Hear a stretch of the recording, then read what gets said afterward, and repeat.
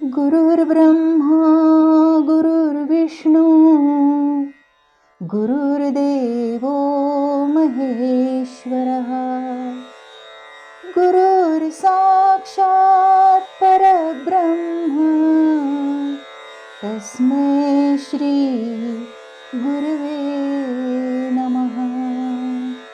अवधूत चिंतन श्री गुरुदेव दत्त. नमस्कार. श्री दत्त महात्म्याच्या 15व्या भागात आपलं सहर्ष स्वागत करीत आहे. प्रिय दत्त भक्तांनो, श्री दत्त महात्म्य हा नवविधा भक्तीचा एक विलक्षण सुंदर असा आविष्कार आहे. गुरु इंद्राला 7 कथा सांगत होते. त्यापैकी पुढील 4ही कथा श्री दत्तात्रेयांचा निस्सीम श्रेष्ठ भक्त विष्णुदत्त या विप्राच्या आहेत. त्यांनी श्री दत्त प्रभूंची आजन्म सेवन भक्ती केली. सेवन भक्ती करणाऱ्या भक्तांमध्ये विष्णुदत्त अग्रणी आहेत. अशा या सेवन भक्तीची लक्षणं परमहंस परिव्राजकाचार्य श्री वासुदेवानंद सरस्वती टेंबे स्वामी महाराजांनी पहिल्या अध्यायात 37 ते 39 या 3 ओव्यांमध्ये सांगितली आहेत. आज आपण आधी ती लक्षणं समजून घेऊ. स्वामी म्हणतात, मुळी स्वरूपची एक तेथे कैचा सेव्य सेवक उत्तमाधम भाव विवेक परी ठेविती लोक द्वैत भावी. मुळी स्वरूपची एक. श्रोते हो, अगदी पहिल्या भागातच आपण पाहिलं होतं की भक्ती कोणाची करायची, तर जे अज्ञानाचा अंधकार दूर करून ज्ञानाचा प्रकाश करतात अशा श्री गणेशाची, जगद्गुरु श्री दत्तात्रेयांची आणि आपल्या परब्रह्म स्वरूप सद्गुरु माऊलींची. ते तिघेही चैतन्य स्वरूप आणि आत्मस्वरूपाशी एकरूप असेच आहेत. प्रत्येक जीवात असलेलं चैतन्य हेच आपलं मूळ स्वरूप, तेच आत्मदेव. आता या आत्मदेवांची सेवा कोण करतं, तर सद्गुरु कृपेने ऊर्ध्वमुखी झालेली चैतन्य शक्ती, प्राणशक्ती म्हणजे चैतन्य स्वरूप आत्मदेव हे सेव्य आहे आणि त्यांची चित शक्ती ही सेवक आहे. परंतु चैतन्य आणि त्यांची शक्ती हे तर एकरूपच आहेत. म्हणूनच स्वामी महाराज म्हणतात, मुळी स्वरूपची एक तेथे कैचा सेव्य सेवक. शक्ती कोणती सेवा करते? अहो, हे स्वरूप, हे आत्मदेव ज्या मायेच्या आवरणाखाली लपलं आहे, ते मायेचं पटल दूर करून जीवात्म्याला त्याच्या मूळ स्वरूपाचं ज्ञान करून देण्याची महान सेवा सद्गुरु कृपेने ऊर्ध्वमुखी झालेली आदिशक्ती करते. या स्वरूपाच्या ज्ञानाचा प्रकाश प्राप्त झालेला साधक अत्यंत श्रद्धेने आणि विश्वासाने प्रत्यक्ष अनुभूती घेऊन हे सेव्य आणि सेवक एकच आहेत हे सहज मान्य करतो. पण असे आत्मज्ञानी विरळाच. बरं, ज्यांनी दीक्षा घेतली आणि साधनरत आहेत त्यांनाही देहातच असणाऱ्या सेव्य आणि सेवकांच्या अस्तित्वाची जाणीव झालेली असते. तसंच सद्गुरूंच्या वचनावर श्रद्धा ठेवून तेही दुजोरा देतात. पण असंख्य सामान्य जन संभ्रमातच असतात. ते निर्गुणापासून दूरच असतात आणि सगुण भगवंत आणि आमच्यात द्वैत भावनाच बाळगून असतात. म्हणून स्वामी म्हणतात, उत्तमाधम भाव विवेक परी ठेविती लोक द्वैत भावी. अज्ञानी समाजाने परमात्म शक्तीला उत्तम उच्चस्थानी मानून स्वतःला त्या शक्तीपेक्षा गौण अधम मानलं आहे. भगवंतच सर्व करते करविते असून आपल्याला ऐहिक सुख, शांती, ऐश्वर, यश, कीर्ती प्रदान करणारे आहेत.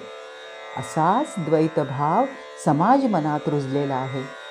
आता जरी हा भाव चुकीचा असला तरी देखील तो योग्यच आहे. म्हणून स्वामी त्याला भाव विवेक म्हणतात. अहो, जीव आणि शिव एकरूप आहेत असं कितीही म्हटलं तरी त्यांच्यात मूलभूत फरक आहेच. शिव हे मूळ शुद्ध बुद्ध मुक्त स्वरूप आहे आणि जीव हा अनेक जन्मांच्या वासना संस्कारांच्या थरामुळे अपवित्र, मलिन, अज्ञानी आणि कर्मबंधनात बद्ध असा आहे. जोपर्यंत चित्तशुद्धी होऊन त्याला आपल्या शिवस्वरूपाचा साक्षात्कार होत नाही तोपर्यंत द्वैत हे राहणारच. आणि तोपर्यंत एका महान शक्तीचं अधिपत्य स्वीकारण्याचा विवेक जरी उत्पन्न झाला तरी तो उचितच आहे. खरं तर ज्ञान प्राप्तीनंतरही सेव्य सद्गुरू आणि सेवक शिष्य यांनी द्वैत राखणं उचितच आहे. शिष्याने स्वतःला सद्गुरू समजण्याचा अविवेक कधीही करू नये. अहो, आपले सद्गुरू सुद्धा स्वतःला सद्गुरू म्हणून घेण्यापेक्षा आजन्म आपल्या सद्गुरूंचे शिष्य म्हणून घेण्यातच धन्यता मानतात आणि तोच विवेक आहे. स्वामी पुढे म्हणतात, अनादिकाल प्रवृत्ती तीस अनुसरोनी वदे श्रुती, ज्या योगे मिळे पद्धती लोक तरती अनायासे. भगवंत आणि भक्त यांच्यात उत्तम आणि अधम असं मानण्याची, द्वैतभाव बाळगण्याची प्रवृत्ती अनादी कालापासून आहे. या प्रवृत्तीला पाहूनच वेदही काही सांगत असतील तर याचा अर्थ ती प्रवृत्ती वेदकालीन समाजामध्येही होतीच. इथे वदे श्रुती म्हटलं आहे. ऋग्वेद, यजुर्वेद आणि सामवेद या 3 वेदांनी वेदमंत्रांची उभारणी अद्वैताच्या पायावरच केली आहे. त्यांनी केवळ परमार्थाचा, मोक्षाचा पुरस्कार केला. इथे अपरोक्ष ज्ञान प्राप्त झालेले योग तपस्वी आणि त्यांच्यावर श्रद्धा असलेले शिष्यगण यांनी अद्वैताचं तत्वज्ञान जेवढं मनापासून स्वीकारलं तेवढं सामान्यांनी नाही. कारण ज्यांची सेवा करायची ते भगवंत तर दिसतच नाही, पण सेवेचं फळ म्हणून प्राप्त होणारा मोक्ष तोही अज्ञातच. त्यामुळे सेव्य आणि सेवेचं फळ दोन्ही विषयी समाज मनात शंका असणारच. तसंच जोपर्यंत प्रारब्धात सुखाला जोडून दुःख, भय, निराशा, कष्ट, वेदना, व्याधी अशा अनेक गोष्टी आहेत तोपर्यंत सर्वसामान्य समाज मोक्षाचा विचारही करू शकत नाही. ही समाजाच्या मनाची गरज ओळखून अथर्वांगिरस कुलातील ऋषींनी जी मंत्ररचना केली त्यातूनच 4था अथर्ववेद तयार झाला. या ऋषींनी केवळ यज्ञदेवतेस प्रसन्न करण्यासाठी मंत्र न लिहिता दुःख, व्याधी, आधी इत्यादी विघ्नांचा नाश करण्यासाठी, तसंच ऐश्वर्य, कीर्ती, यश इत्यादी भौतिक सुखप्राप्तीसाठी मंत्ररचना केली. या मंत्रशक्तीच्या सामर्थ्याने फळं दृश्य स्वरूपात मिळू लागली. त्यामुळे श्रद्धा, विश्वास वाढण्यास मदत झाली.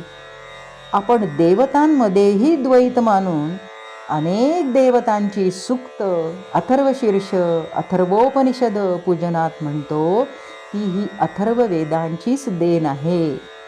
या आधुनिक हिंदू धर्मात वेगवेगळ्या देवता आणि त्यांची सेवा करून त्यांना प्रसन्न करून घेणारे सेवक भक्त असं द्वैत आहे.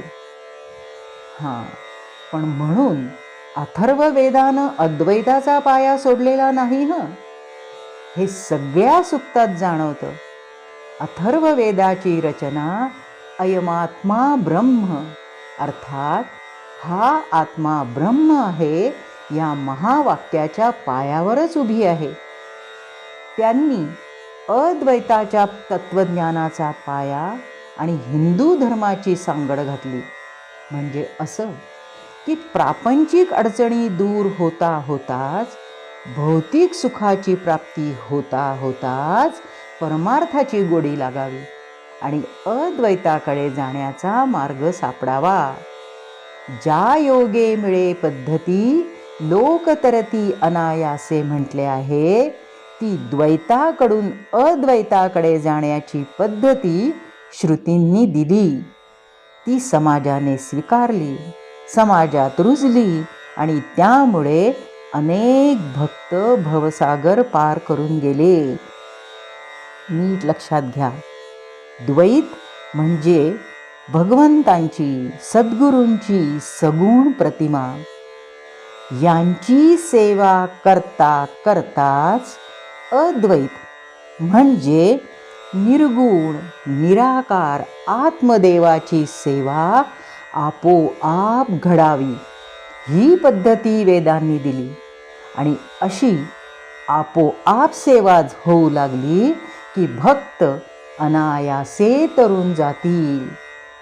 असा एवढ्या उच्च ध्येय प्राप्तीसाठी मग सेवा कशी करायची याचाही विचार करावा लागेल. भगवंतांनी माणसाला विवेक बुद्धी आणि कर्म करण्याचं स्वातंत्र्य दिलेलं आहे, पण कर्माचं फळ मात्र नियतीच्या हातात ठेवलेलं आहे.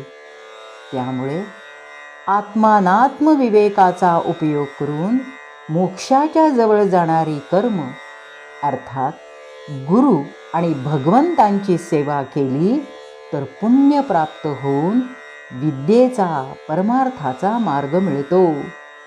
योग्य मार्गावर आल्यावर भक्ताला ईश्वरी सहाय्यही मिळू लागतं. सत्संगाची प्राप्ती होते. भजन, कीर्तन, श्रवण, पूजन, अर्चन अशा साधनांकडे मानसिक ओढ, धार्मिक कार्यात सहभाग त्यासारख्या भगवत सेवेच्या अनेक संधी उपलब्ध होऊ लागतात.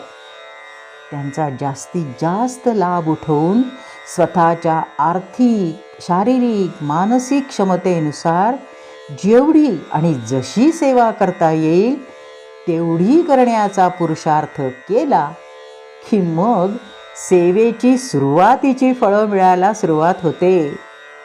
कोणती? रजतम गुण कमी होऊन सात्विक भाव वाढीला लागतो. सत्संग प्राप्तीमुळे शुद्ध आचार विचार मनात रुजू लागतात. सेवा करताना आत्मनिरीक्षण होऊ लागतं.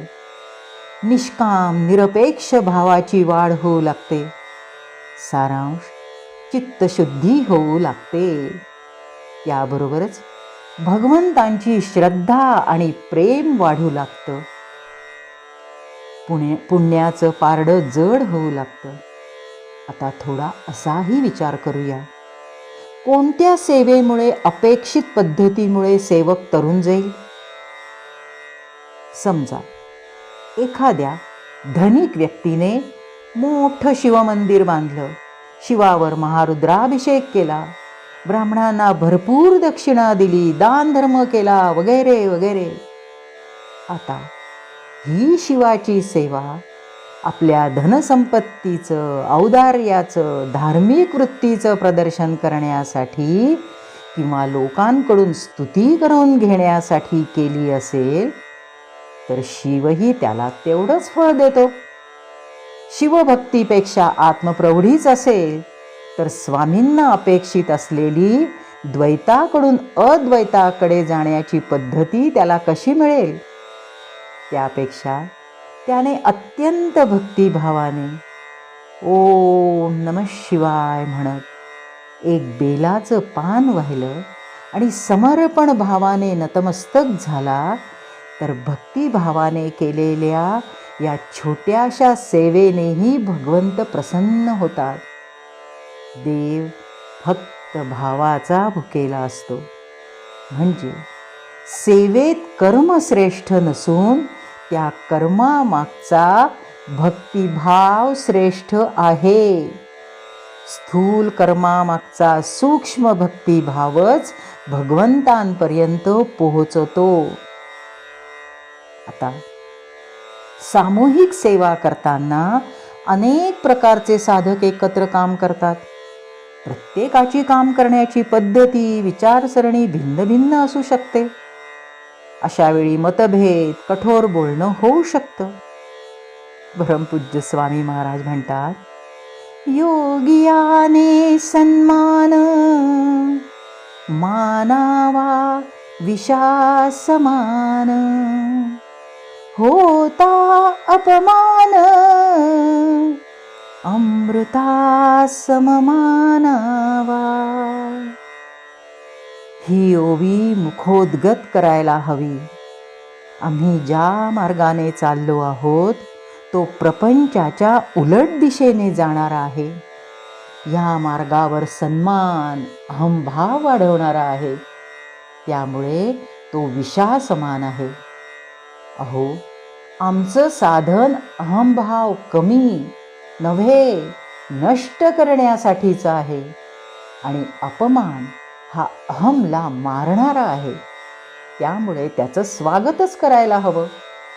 असं मन मारता मारताच मानापमानाकडे स्थितप्रज्ञपणे पाहता येऊ शकेल. आता अगदी मनोभावे नम्रपणे सेवा केली तरी ती कोणत्या हेतूने केली याला फार महत्त्व आहे. सेवेमागचा हेतू शुद्ध हवा. सेवा निस्वार्थ निष्काम बुद्धीने केली तरच ती उत्तम फळ देते. परमपूज्य स्वामी महाराज म्हणतात, आजीवितं त्रयः सेव्या वेदांतो गुरुरीश्वरः, पूर्वज्ञानाप्तये पश्चात् कृतज्ञत्व निवृत्तये. अर्थात पूर्ण आयुष्यभर वेदांत म्हणजे उपनिषद, गुरु आणि ईश्वर यांची सेवा करावी. आधी ज्ञानप्राप्तीसाठी आणि नंतर ज्ञानप्राप्ती झाल्यावर कृतज्ञता व्यक्त करण्यासाठी. म्हणजे भक्ताच्या सेवेमुळे सेव्य प्रसन्न होऊन ज्ञानप्राप्ती व्हावी आणि नंतर कृतज्ञ राहिल्यामुळे सेव्याची प्रसन्नता अधिकाधिक वाढावी. हा शुद्ध हेतू. खरं तर जसजशी सेवा हा सहज भाव होऊन जातो तेव्हा हेतू काहीच राहत नाही. अशा निर्हेतुक सेवेने भगवंत किंवा सद्गुरू खरे प्रसन्न होतात. कसलीही अपेक्षा नाही, काहीही मागणं नाही. ही सेवा करताना माझ्या मनाला समाधान वाटतं, आनंद वाटतो, म्हणून मी ही सेवा करीत आहे. त्यातही भगवंतांसाठीच कर्म करून ते त्यांनाच अर्पण करायचं. भक्तिभावाशिवाय अशी सेवा शक्य आहे का हो? असं पूर्ण जीवनच सेवाभावी होतं तेव्हा सेवा ही सेवन भक्तीत परावर्तित झालेली असते. त्यामुळे भगवत प्रेम वाढू लागतं. सेवा करताना गहिवरून येतं. अष्टसात्विक भाव उमलून येतात. अगदी छोट्या छोट्या सेवेनेही त्यामागील भक्तिभावानं भगवंत प्रसन्न होतात. अशा सेवेने मग न मागताही त्या सेवकाला खूप काही मिळतं. सद्गुरूंच्या अशा प्रसन्नतेमुळे साधन प्रगत होतं.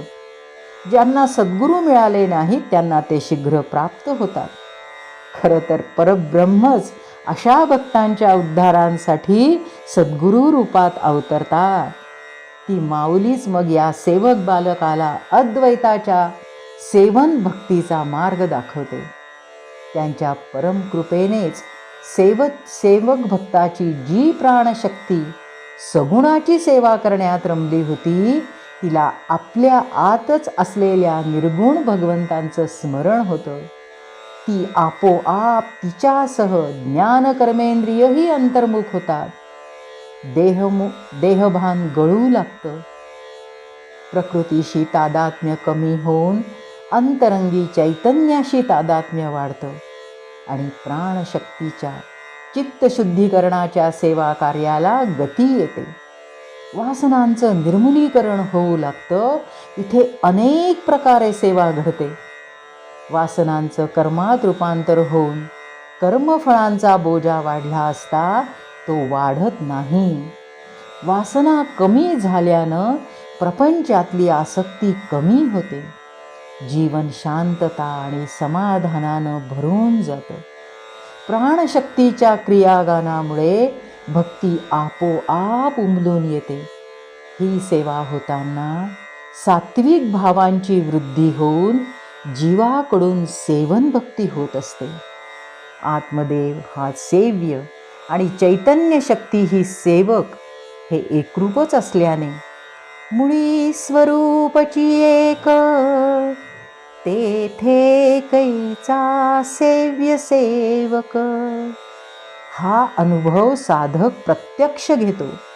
त्यावेळी फक्त मनाने प्राणशक्तीवर स्वार व्हायचं आणि मोक्षाच्या मार्गावरून घोडदौड करून भवसागरातून अगदी अनायासे तरून जायचं. या योगे मिळे पद्धती लोकतरती अनायासे ते हे असं. आता जसं सगुण आणि निर्गुण यांना जोडणारं एकाक्षरी ब्रह्मनाम ओम याचा विचार आपण स्मरणभक्तीत केला, तसंच द्वैत आणि अद्वैत यांना जोडणाऱ्या एका महान तत्वाचा विचार आपण करणार आहोत, ज्यामुळे खरी सेवा कोणती आणि कशी हे समजून पद्धतीही अधिक स्पष्ट होईल. सावध व्हा. जेव्हा सद्गुरू माऊली शिष्याला दीक्षा देते, ती मंत्र दीक्षा असो, नामदीक्षा असो, शक्तिपात दीक्षा असो, तेव्हा त्यांची कृपाशक्ती शिष्याच्या चैतन्य शक्तीशी एकरूप होते. आता गंमत अशी की त्या कृपाशक्तीशी त्यांच्या सद्गुरू माऊलींची कृपाशक्ती एकरूप असते. हीच प्रक्रिया पुढील आणि त्याच्या पुढील टप्प्यावर राहून परंपरा तयार होते. म्हणजे आम्हा सामान्य साधकांना जेव्हा दीक्षा होते तेव्हा संपूर्ण परंपरेच्या तपाचं तेज एकवटलेली आमच्या सद्गुरू माऊलींची कृपाशक्ती आमच्या चैतन्य शक्तीशी एकरूप होते. ही गोष्ट लक्षात घेतली तर दीक्षा हा केवढा श्रेष्ठ विधी आहे आणि तो आम्हाला आमच्या स्वरूपापर्यंत नेण्यास का सक्षम आहे हे लक्षात येतं. परंपरेच्या तेजासह असलेल्या सद्गुरूंच्या या कृपाशक्तीलाच म्हणतात गुरुतत्व. भाग्यवंत साधक जन हो, ही परंपरा सुरू होते जगद्गुरु श्री दत्तप्रभूंपासून. आम्ही ह्या दत्त संप्रदायाचे पायिक आहोत. दत्तप्रभूंची कृपाशक्ती आपल्यापर्यंत पोहोचवण्याची सर्वश्रेष्ठ महान सेवा या परंपरेतल्या प्रत्येक श्रेष्ठ सद्गुरूंनी केली आणि आपापल्या सद्गुरूंची कृतज्ञता व्यक्त केली. सामान्य साधकांना द्वैताकडून अद्वैताकडे जाण्याचा मार्ग दाखवला. हजारो वर्ष हे सेवा कार्य अखंड सुरू आहे. हे गुरुतत्व म्हणजे गुरु शिष्यांमधला एक पूल आहे. या माध्यमातूनच साधक आणि सद्गुरू यांच्यात अनुसंधान राहतं. सद्गुरूंच्या संदेशाचं प्रसन्नतेचं वहन साधकांपर्यंत होतं. हे तत्वच आमचे आतले निर्गुण सद्गुरू असतात आणि आम्हाला आत राहून मार्गदर्शन करीत असतात. त्याचप्रमाणे अनुसंधानाचा प्रवाह उलट दिशेनेही सुरू असतो. आमचं आचरण, गुण, दोष सगळ्यांचा आलेख सद्गुरूंपर्यंत पोहोचतो. म्हणूनच प्रत्येक कर्म करताना हे माझ्या सद्गुरूंना आवडेल का, तरच मी करीन हे भान सतत हवं. असत्य भाषण, खोटा व्यवहार, दांभिक वृत्ती, कठोर बोलणं, निंदा करणं, असूया, स्पर्धा यासारख्या सद्गुरूंना न आवडणाऱ्या गोष्टींचा पूर्ण त्याग करायला हवा. या उलट नित्य नियमाने, प्रेमाने, भक्तीने पुरेसा वेळ देऊन साधनेला बसल्याने सद्गुरू प्रसन्न होतात. नम्र आणि आज्ञाधारक वृत्ती, सर्व गुरुबंधू भगिनींविषयी मनापासून प्रेमभाव इत्यादी गोष्टी जाणीवपूर्वक अंगीकारल्या पाहिजेत. गुरुतत्वाची सेवा हीच श्रेष्ठ सेवा आहे. पण पुन्हा हे गुरुतत्व ही निर्गुण आहे. मग त्यासाठीही प्रतीकाची आवश्यकता आली. म्हणून मग श्री दत्तात्रेयांपासून आम्हा साधकांपर्यंत चालत आलेल्या या गुरुतत्वाचं सगुण प्रतीक म्हणून गुरुचरण पादुकांची सेवा करतात. आता गुरुचरणच का? तर गुरुतत्व ही सद्गुरूंची आध्यात्मिक शक्ती आहे आणि सद्गुरूंची आध्यात्मिक शक्ती त्यांच्या चरणात त्याहीपेक्षा तळपायात एकवटलेली असते. आता हे तळपाय कुठे टेकतात? पादुकांवर. सद्गुरूंच्या कृपाशक्तीचा प्रवाह सतत पादुकांना स्पर्श करतो. म्हणून गुरुतत्वाचं सगुण प्रतीक आहे पादुका. स्वामी म्हणतात, वज्रांकुशध्वजांकित भगवत्पद पद्मचिन्हित, त्याला सेवी जो संत, तो होय मुक्त निश्चये. भगवंतांचे, सद्गुरूंचे चरण या पादुकांवर टेकतात. त्या पादुकांवर त्यांच्या तळपायांवरची दिव्य चिन्ह वज्र, अंकुश, ध्वज आणि पद्म आपल्या आध्यात्मिक शक्तींसह अंकित होतात. या प्रासादिक पादुकांवर मस्तक ठेवताच त्या आध्यात्मिक शक्तीचं संक्रमण मस्तकात होतं आणि ती शक्ती परंपरेची असते. दत्त संप्रदायात चरणपादुकांचं अनन्यसाधारण महत्त्व आहे. श्री दत्तात्रेयांनी अद्वैताचं तत्त्वज्ञान प्रकट केलं. त्यात निर्गुणाचं महत्त्व अधिक आहे. त्यामुळे सद्गुरूंच्या आचरणाचं अनुसरण करताना गुरुतत्व हे प्रतिमा स्वरूपापेक्षा तत्वरूपीच राहावं. श्री दत्तप्रभूंना तत्वांची आणि गुणांची पूजा मान्य आहे. म्हणून खरी गुरुसेवा सद्गुरूंच्या सद्गुणांचं आणि तत्वांचं आचरण करणं ही आहे. आचरणाचं प्रतीक चरण. म्हणून गुरुचरणांचे, पादुकांचे पूजन करून तिथेच लीन व्हावं. त्या चरणांना हृदयाकाशात स्थान द्यावं. त्यांच्याशी इतकं एकरूप व्हावं की सेव्य आणि सेवक एकच व्हावेत. आता इथे स्वामी म्हणतात, त्याला सेवी जो संत, तो मुक्त होय निश्चये.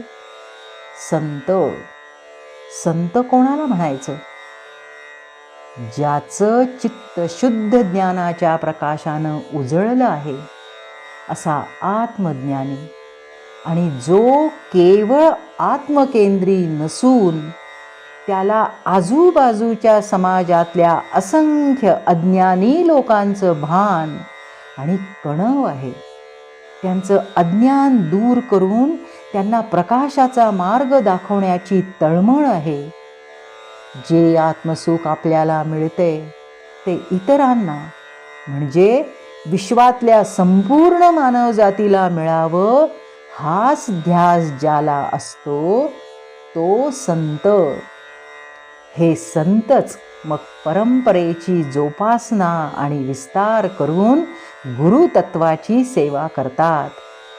मायावरणाखाली बद्ध झालेल्या आत्म्यांना मूळ स्वरूपात शुद्ध बुद्ध मुक्त करण्याची महान सेवा हीच खरी भगवत सेवा होय.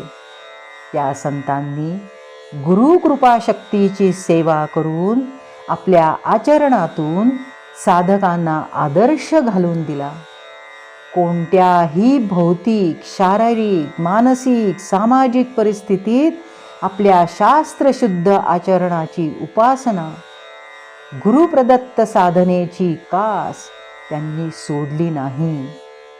गुरुचरणावर नतमस्तक होताना साधकाला आपण या परंपरेचे पाईक आहोत याची जाणीव आपोआप होते.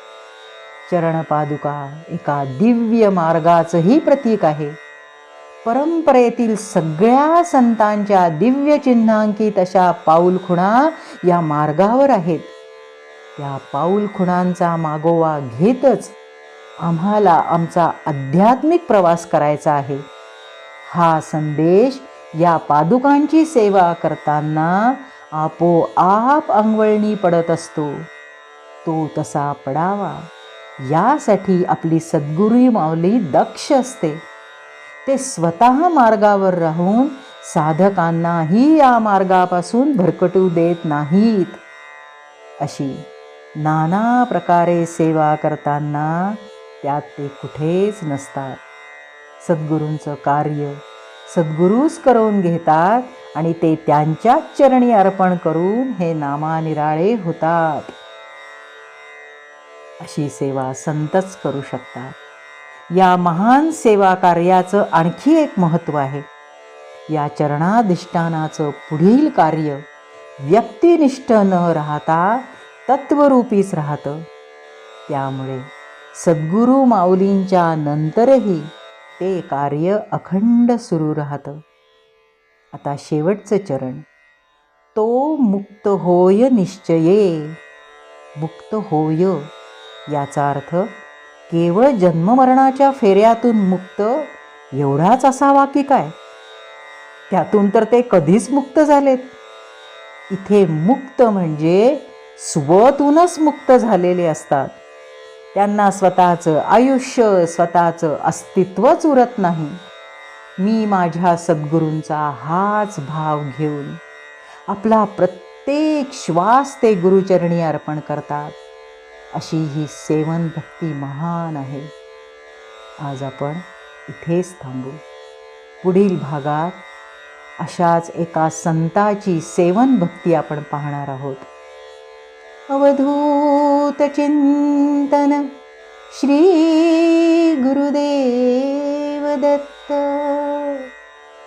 दिगंबरा दिगंबरा श्रीपाद वल्लभ दिगंबरा. दिगंबरा दिगंबरा श्रीपाद वल्लभ दिगंबरा.